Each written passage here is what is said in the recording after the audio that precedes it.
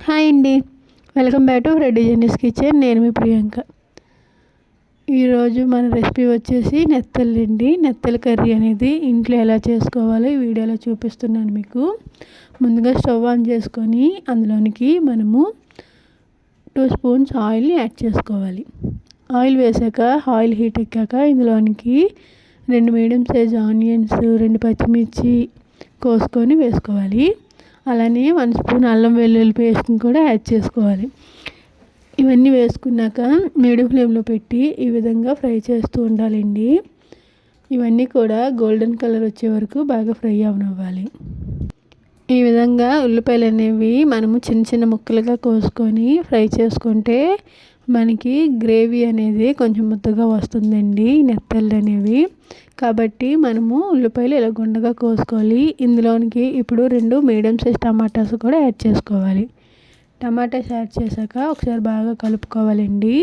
ఇలా మీడియం ఫ్లేమ్లో పెట్టి కలుపుకొని ఇందులోనికి 1/2 స్పూన్ సాల్ట్, 1 టేబుల్ స్పూన్ పసుపును కూడా యాడ్ చేసుకోవాలి.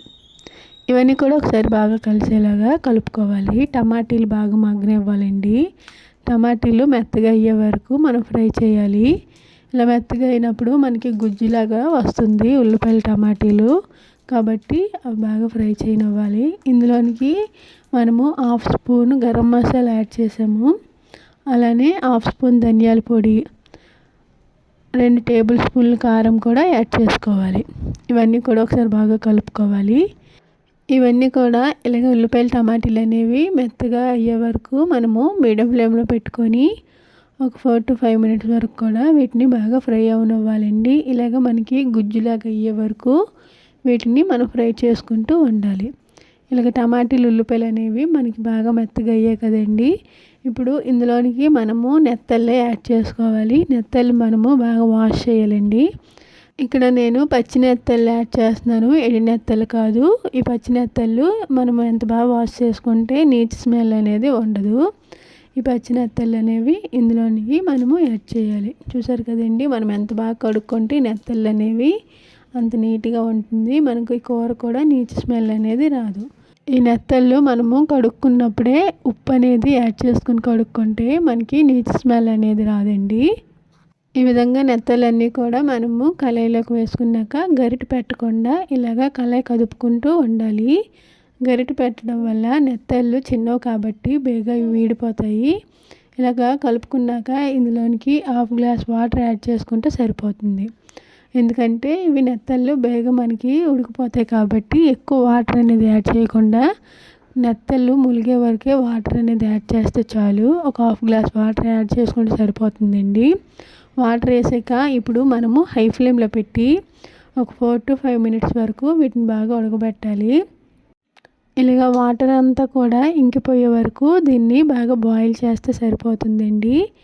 మనకి నెత్తళ్ళు అనేవి చాలా మంచిది. డెలివరీ అయిన వాళ్ళకి గటా నెత్తళ్ళు అనేది పెడుతూ ఉంటారండి.